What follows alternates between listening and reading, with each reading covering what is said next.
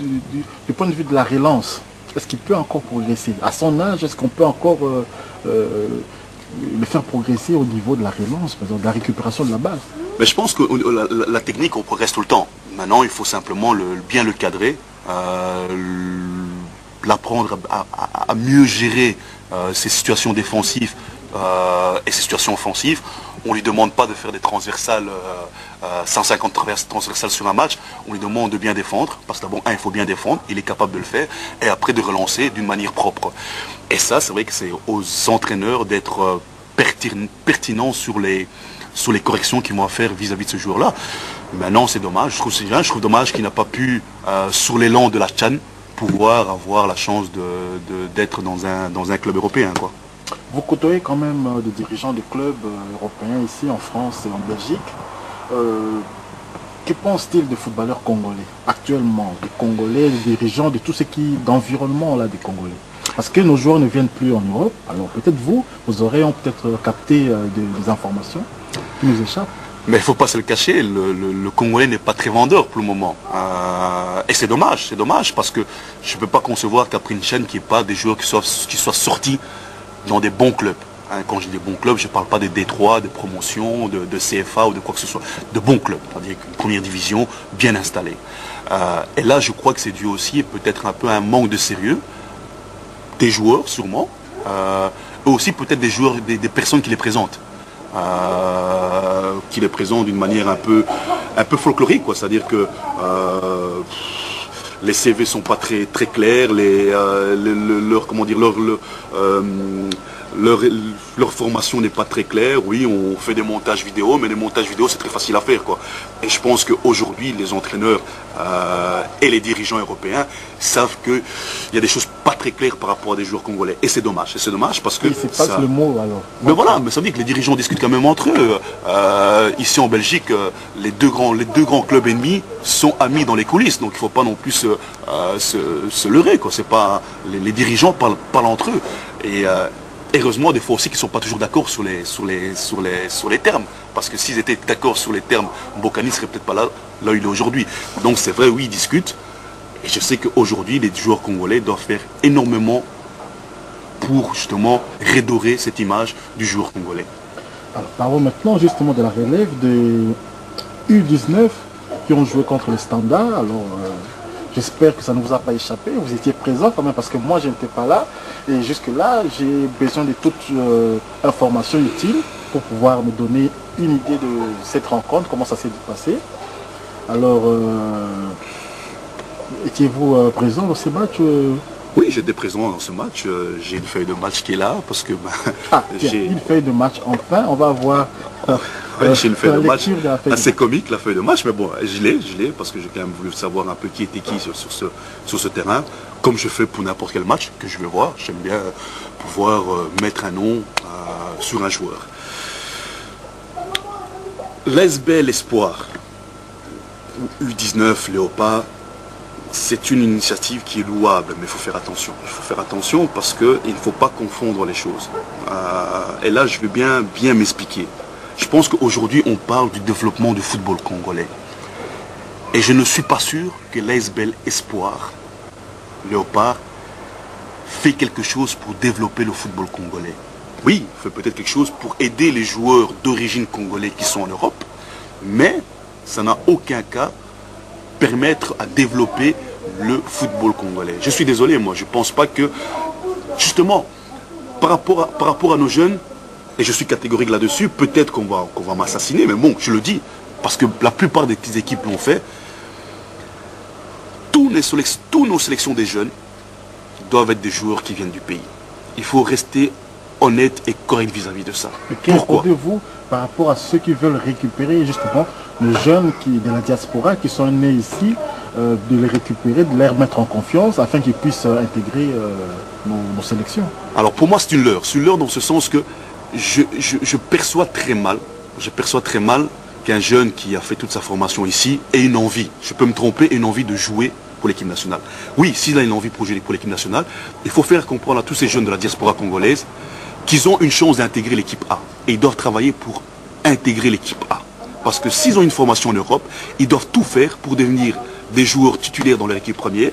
Si par exemple il joue au Bruxelles, ben, il faut qu'il arrive au Bruxelles en équipe première. S'il joue à Le Mans, il faut qu'il arrive à 17 ou 18 ans en équipe première pour justement un moment, pouvoir l'intégrer dans l'équipe A. On ne peut pas l'intégrer dans les équipes des U19 ou des U17. Ça serait un manque de déontologie, ça serait tuer le football congolais, parce que tous ces jeunes au Congo qui ont la possibilité, si l'organisation se met en place, de pouvoir jouer dans les sélections de jeunes, il faut prendre ça en compte. Et il n'y a que comme ça qu'on peut développer le football congolais, parce que ces jeunes-là, en faisant des championnats, en participant, je sais que ce que je dis, ça peut paraître un peu bizarre, mais en participant justement à des compétitions africaines, olympiques, justement ces joueurs-là vont nous permettre à un moment de se développer, de quitter peut-être le pays et de venir là, mais à partir du moment où ils passent, je vais dire comme on appelle souvent les locaux, à partir du moment où ils passent ce cap-là, je suis désolé, ces joueurs-là doivent être des joueurs pour l'équipe A, mais pas pour l'équipe des U19, parce que moi je regardais les matchs des U19, je suis désolé, c'est pas représentatif du Congo. C'est pas représentatif du Congo, on a pris des joueurs pic-ploc, dans quel but? Pour faire un match? Ok, alors si on veut développer le football congolais, si on veut développer l'image du football congolais, faisons des cercles qui font de temps en temps des matchs comme ça, mais on ne peut pas, quand on regarde les équipes comme la Côte d'Ivoire, comme le Ghana, je vais même aller plus bas, comme le Togo, comme... Mais les 19 ans, les 17 ans, ce sont des joueurs qui viennent du pays. On ne va pas chercher un 19 ans qui joue au Havre ou qui joue à Paris Saint-Germain de la Guinée pour le faire jouer dans les 17 ans de Guinée. Ça n'existe pas. Ça ne permet pas d'évoluer. Et là, je crains qu'on s'est trompé d'objectif avec ces U19-là. C'est quelque chose de louable, mais il faut faire attention. Il faut, si on veut développer le football congolais, gardons les principes de la formation. Nos jeunes joueurs qui sont issus du pays, d'autant plus qu'il y a des joueurs valables. D'autant plus qu'il y a des très bons joueurs. D'autant plus qu'il y a une génération exceptionnelle de joueurs. Donc à un moment, il faut prendre ces joueurs-là en considération et pouvoir créer des choses. C'est-à-dire que moi, j'aimerais bien que la SBL dise, ben voilà, on invite, je sais pas moi, une sélection de France, une sélection je ne sais pas quoi, mais qui viennent jouer au Congo, jouer contre une sélection des moins de 17 ans, 19 ans, mais des joueurs locaux. Parce que ça va nous permettre que ces joueurs locaux-là sont bons. Ils partiront peut-être à l'étranger. À l'étranger, ils devront faire le nécessaire pour atteindre leur équipe senior. Et à partir du moment où ils ont l'équipe senior, ils vont intégrer l'équipe A. Je prends une simple remarque. Je me demande si dans toute cette sélection de joueurs qu'on a eu, s'il y en a un aujourd'hui qu'on propose de porter la vareuse de l'équipe nationale belge, italienne, Angleterre ou français, s'ils ne prendront pas l'option de prendre justement ces équipes-là. Parce qu'il ne faut pas oublier, le football, pour eux, c'est un métier aussi. Et un métier, c'est comme si je vais travailler au Deleuze, au Colroy, je dois être payé à la fin. Donc à un moment, c'est un peu ça. C'est un peu par rapport à ces joueurs de la diaspora. Je pense qu'il faut rester honnête vis-à-vis d'eux. Il ne faut pas, à moins que ces joueurs-là servent de vitrine ou servent de relance. Hein, CV. Ou de CV, et que ça leur permet justement, grâce à l'équipe des U19, de pouvoir trouver un club.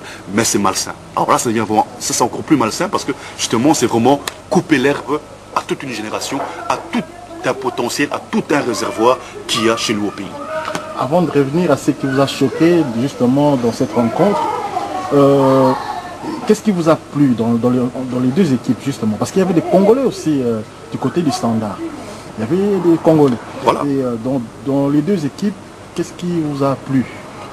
Je trouve que c'était un bon match d'entraînement, c'était un match de réserve, quoi, comme on en voit, comme la réserve d'Anderlecht, comme la réserve du Standard, où c'est des matchs où on ne se fait pas trop mal, on essaie de bien jouer au football, on essaie d'être un peu dans le rythme, quoi. Il y avait des joueurs prometteurs quand même, à vos yeux. Pour l'équipe nationale du Congo? L'équipe nationale du Congo. Même en face, au niveau du... Au niveau de l'équipe nationale, du Standard, il y avait des joueurs assez intéressants, notamment le fameux Congolais qui jouait attaquant. Je pense que je dois avoir son nom dans la feuille. Oui, il y avait des joueurs intéressants. Mais non, si on parle de joueurs congolais de l'Europe U19 pour jouer à l'équipe nationale, il ne faut pas... Excusez-moi du terme, il ne faut pas déconner, quoi. Faut pas faire n'importe quoi. On parle quand même d'une équipe nationale, quoi. Donc à un moment, il faut rester les pieds sur terre. Oui, c'est charmant, c'est agréable. On est invité, on joue contre les U19 du Standard, on joue contre la sélection de Luxembourg. Mais à un moment, il faut arrêter. C'est pas représentatif d'une équipe en devenir, d'une équipe nationale, quoi. Et vous pensez que ça peut être un danger, par exemple, dans le cas des éliminatoires, la Coupe d'Afrique ou bien les Jeux Olympiques, la connexion entre les locaux et les pros qui ont l'habitude de jouer ici avec la SBL, est-ce que vous pensez que ça va être possible dans un délai par exemple de 2 ou 3 jours comme on a l'habitude de faire les rassemblements pour l'équipe nationale? Moi je pense réellement que c'est un danger. C'est un danger parce que... Parce qu'à Kiel, là-bas, il y a un autre... Tu vois, il y a une autre sélection.